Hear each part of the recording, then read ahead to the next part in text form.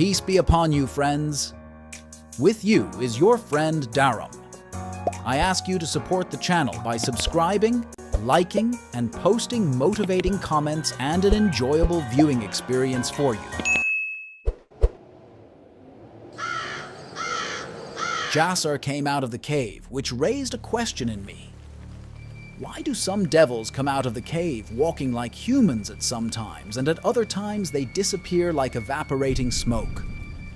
What is the difference between the two cases? This was not the first time I was surprised by some of the behavior of demons, and I tried every time to observe what I could and deduce the answer without having to ask.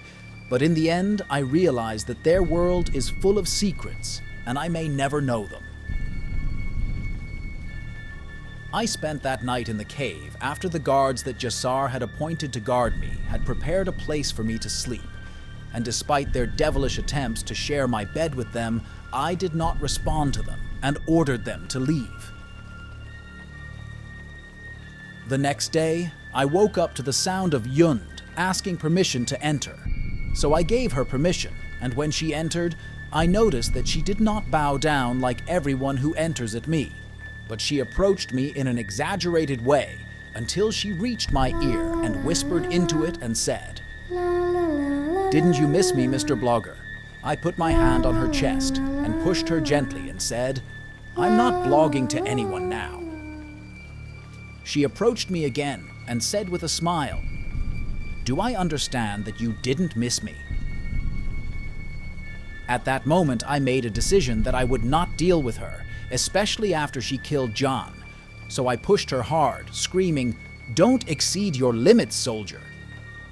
Then she got down on her knee and said, "I'm sorry, sir. Forgive me."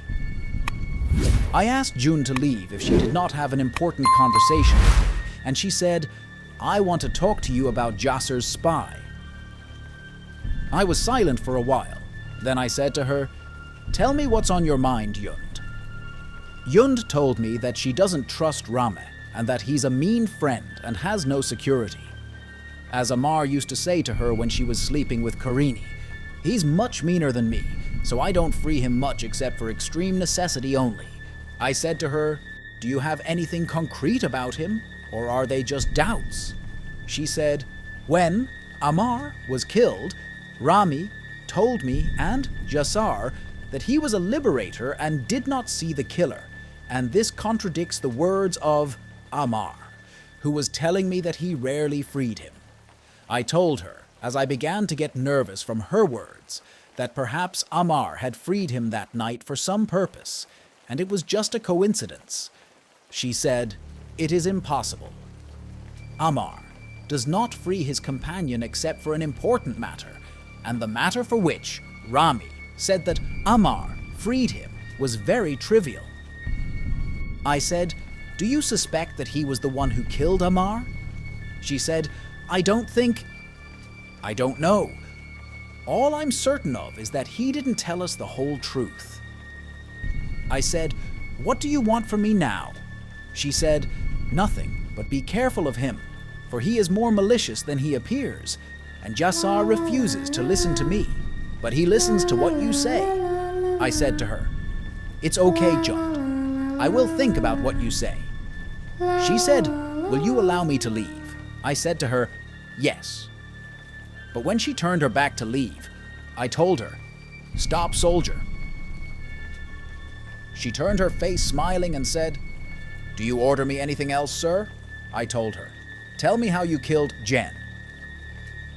The smile disappeared from her face and she said, "Are you confident in your request, sir?"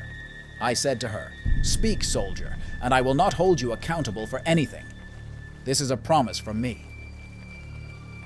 She lowered her head and told me what happened in detail. The story of Ayund killing Dayan, as she told it herself. Ayund told me that after Asar liberated Dajan and he refused to let her kill him, she could not forget her urgent desire to take revenge on her father's killer and Jasar's liberator, who stole the spotlight from her, especially after she learned that he was cooperating with Malus, so she decided to search for him herself. She spent months searching for him among the tribes and places where demons gathered, out of a desire for revenge, but she found no trace of hims, and that desire became known among the members of her tribe and other tribes. I resumed her speech and sayurd. Although Jassar was aware of my desperate attempts to take revenge on my father against Dajan, he did not move a finger, as if he was confident that I would not find him or be able to reach him. So, after several years of invasions, Jassar regained the glory of the tribe, and we became a destination for every devil who wanted shelter, so offers to join us increased every day. During that period, Rami, Amar's companion, entered upon us, and he was injured and asked for protection from Drassar because his friend was a former blogger of our tribe. So Jassar agreed to protect him and include him in the ranks of the clan, especially since during that period the group of 10 believers was at the height of its conflict with Jassar, and he wanted to benefit from a powerful demon like Karin, Amar, to fight in the ranks of his army. Days and months passed, and Ram began to get closer to Jassar noticeably. He was able to win his affection, but he did not gain his trust. Reem went too far in his self-confidence and began to approach me, but I strongly rebuked him and told him that he had not risen to this level. He said, "Ask whatever you want, Yund, and I will bring it to you." I said to him mockingly, "Tell me about Dajan's location, and you can know whatever you want." He said, "I know where he is, but what will I get in return?" So I lost my mind and focus when I heard the name Dajan, and I grabbed Ramas and shouted at him to tell me where he was. So he said, "I cannot because this is against the wishes of Sir Jassar." I said to him, "Your master's desire, Jassar, will not save you when I cut off your head, your body, or..." He remained silent and did not speak, so I shouted at him forcefully, "Tell me, or I will cut off your head." He said, "I will not direct you to him, but I will direct you to the city in which he lives now, and this is the best I can do." I said to him, "Speak, and do not evade, Satan." He said, "Jinn is present in Mecca." I said, "It is impossible. Only Muslims can enter Mecca." And he said, "Daj declared his conversion to Islam after Jassar, freedom from your claws, and he has been living there in peace since that time and trying to atone for his sins in the past." So I got angry and shouted at him and said to him, "You will help me get him out of Mecca, Rami, and I will kill him." He said to me, "How can I help you, even though I cannot enter Mecca?" I said to him, "Get out of my face if you are of no use." I interrupted her at that moment and said to her, "Why didn't you leave John alone?" She said, "My father's blood is not like the blood of Amar or anyone else." I pointed to her with my hand and said to her, "Continue." June said after that she had asked Jassar for permission to go on a retreat. This is a normal thing among devils, as some of them may isolate themselves for years if they get permission. Jassar gave her permission, and she headed to Mecca and stayed at its outskirts because she could not enter. Nerd! She remained waiting for several months at the outskirts of Mecca, forming from time to time for people coming for Hajj or Umrah in an attempt to search for someone to help her get Dajan out of the city. But most of those heading to Mecca were believers. They avoid her when they hear her words. After waiting for a long time, Jun decided to go north to look for a human magician to help her, and she ended up in the country of the two rivers, where she asked the devils there, and they guided her about a known magician in that region. So she went to him and took shape before him, and because she had now become one of the masters, the magician could not prevent her from entering and forcing him to hear it. So she told him that she wanted him to go to Mecca and bind a believing companion. And the magician said to her, "It is impossible. I do not have the ability to do that." The believing companion is one of the most powerful types, and controlling him requires rare talismans that I do not possess. She said to him, "Take this book and read its talisman, and this faithful companion will appear before you in chains. Then read the second talisman, and he will be outside Mecca in front of me, and then your turn will end." Hishath. So I interrupted her again and said to her, why did you not use this talisman to bring malice before, or bring the members of the 10 believers now? She said, "This talisman is not useful with peers who surround themselves with guards, and Dajn was alone in Mecca." I said to her, "Did the magician agree to this?" She laughed and said, "His life is more precious than the life of a jinn, and there is no magician with a conscience." I said to her, "Why don't you pronounce the talisman yourself?" She said, "Some hieroglyphs can only be pronounced by humans." I said to her, "Continue." She said, "The magician did what I asked of him after I took him to the entrance to Mecca. As he said, he could not travel there, and minutes after he entered Mecca, Dajn was outside its borders, tied up in front of me. I looked at him as I was pinned to the ground at my feet. I wanted him to beg for his life. I wanted him to kiss my feet so that I could free him. But he did not, but was smiling like a fool, so I struck his neck, separated him from his head, and returned to my tribe after taking revenge on my father." I told her after she finished talking, "What happened to the magician who helped you?" She said while smiling, "I killed him, of course." I took a deep breath, then I motioned for her to leave, so she left. Then I sat and thought about this horrible world, a world of deception and murder, a world of treachery and insecurity. It was not a world I belonged to, and I had to find a way out of it forever. Searching for light in the Atlas Mountains, I spent days thinking about a way out of this predicament I was in, and I found that my life could be taken from me at any moment by anyone. The 10 believers want to kill me, and Rami is blackmailing me, and he may get rid of me at any time after he reaches the throne, and Jund and Jassar. If they knew the truth about what happened to Ammar, they would kill me without even giving me a chance to defend myself. There is never safety among these devils, and their loyalty is always fickle, so I decided to think only of myself and use my mind and disable all my emotions and senses. After thinking for a long time, I came up with an idea that was risky, but at that time, it was the only solution to save my life. I summoned Jassar through the guards and asked him to come alone. He did so and came in front of me and said, "Have you made your decision, sir, regarding our attack on the 5 members of the 10 believers coming to kill you?" I said to him, "Yes, but there is a change in the plan." He said, "Change? What kind of change is this?" I told him, "We will send Ram to them to tell them that I will be alone at the foot of the mountain as I do every morning."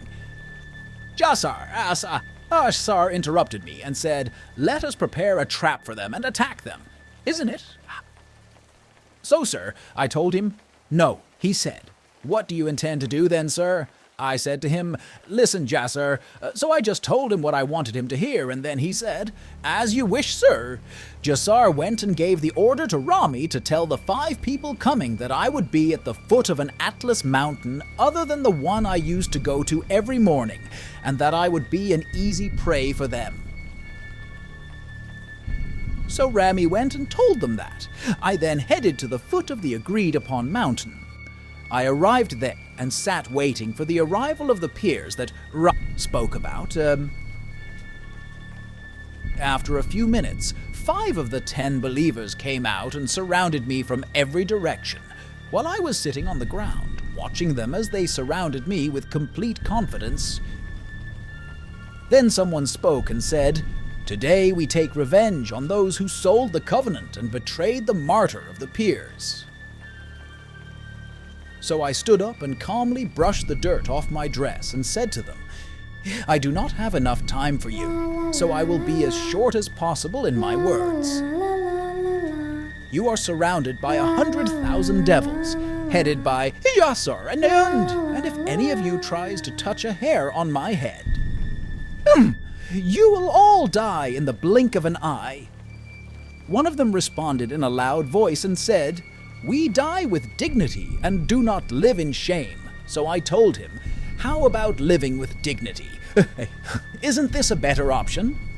The person who was talking to me remained silent, and his facial features changed from anger to astonishment. So Kareen took the last breath and said in a loud voice, You will not deceive us, O Satan, with your words. So I shouted in his face and said, Shut up, you foolish companion. Just because you called yourself a believer does not mean that this is true. Then a third person shouted at me, and an argument began between me and them, in which I tried to cast doubt on their effort, which was fundamentally futile. Before I came to the foot of the mountain, I ordered Jund to collect some information about the 5 people coming to kill me, after Rami provided us with their names. We discovered that they were immoral devils and all their companions. They are immoral, and there is no trace of faith in their history. After a long argument with the 5 peers, I was able to shake their self-confidence, and the intensity of their words with me decreased, and when they began talking to me in a low tone, until I dominated the entire focus of the conversation. In the end, I reached an agreement with them that I would not reveal their secret to their leader, whose name was Dashar, and I would not order the army of demons besieging them to kill them if they made a pledge of loyalty to me, which is a pledge I read in the book, Amar, that I used to bind Jasar. There was a text in the book that if a person said it, from the jinn or demons, the human becomes his servant and slave until he frees him. One of them said, Do you want us to be part of your demonic army? I said to him, No, you are of no use here. I want you among your friends, but I want your loyalty to me before that. Another said, Even if we did not make a promise to you. I told him, Your heads will fly at my signal, and we will see if you will become martyrs or just hypocrites. They were all silent.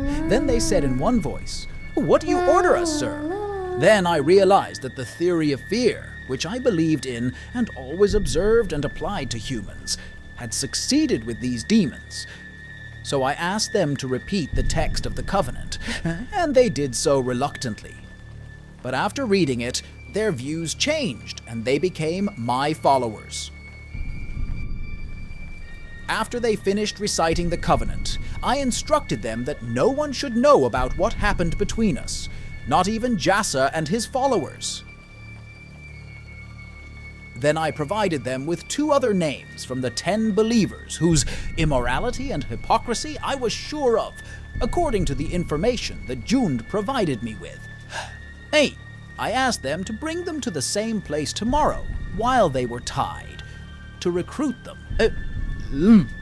One of them asked me about the remaining 3, including their leader, Dashar, and I told them that we did not see anything in their past, or the past of their companions, that suggested their hypocrisy. The 5 people left in front of me after I told them to go back and tell their leader that they had come and could not find me. After the 5 peers had left, I walked a short distance until I reached the place where I ordered Jund to wait for me alone, until she took me back to the cave.